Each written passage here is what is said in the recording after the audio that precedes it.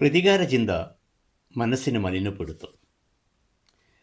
ജീവിതത്തിൻ്റെ ശാന്തതയും സമാധാനവും നഷ്ടപ്പെടുത്തുന്ന ഒരു പ്രതിലോമ ചിന്തയാണ് പ്രതികാര ചിന്ത. ഇത്തരം ഒരു ആശയം നമ്മോട് പങ്കുവെക്കുന്നത് ജൂലിയസ് സീസറാണ്.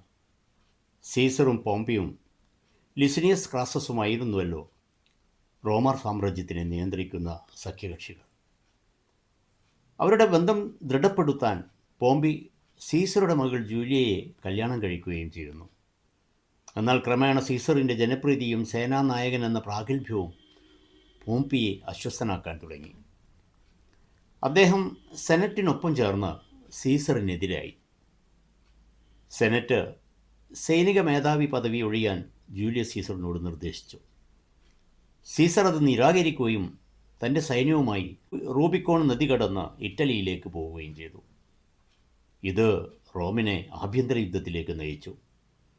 സീസർ അനുകൂലികളും പോംപിയും പലതവണ ഏറ്റുമുട്ടി. തുടർന്ന് നടന്ന ഫർസാലസ് യുദ്ധത്തിൽ സീസർ പോംപിയെ പരാജയപ്പെടുത്തുകയും പോംപി ഈജിപ്തിലേക്ക് പലായനം ചെയ്യുകയും ചെയ്തു. സീസറിൻ്റെ പടയാളികൾ അദ്ദേഹത്തെ പിന്തുടർന്ന് വധിക്കുകയും തലവെട്ടിയെടുത്ത് സീസറിൻ്റെ മുന്നിൽ ഹാജരാക്കുകയും ചെയ്തു. ഇതു കണ്ട സീസർ അസ്വസ്ഥനാവുകയും വളരെയധികം പ്രയാസപ്പെടുകയും ചെയ്തു. സീസർ പറഞ്ഞു, പോംപി തോറ്റോടിയതിലൂടെ നാം വിജയിച്ചുവല്ലോ.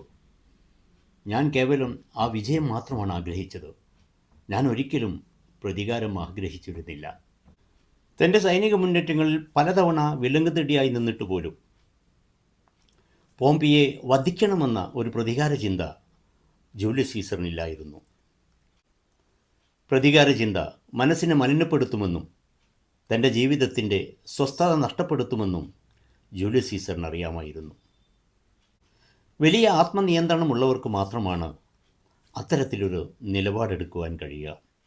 ആത്മനിയന്ത്രണം പരിശീലിക്കുക, പ്രതികാര ചിന്തകൾ ഒഴിവാക്കുക.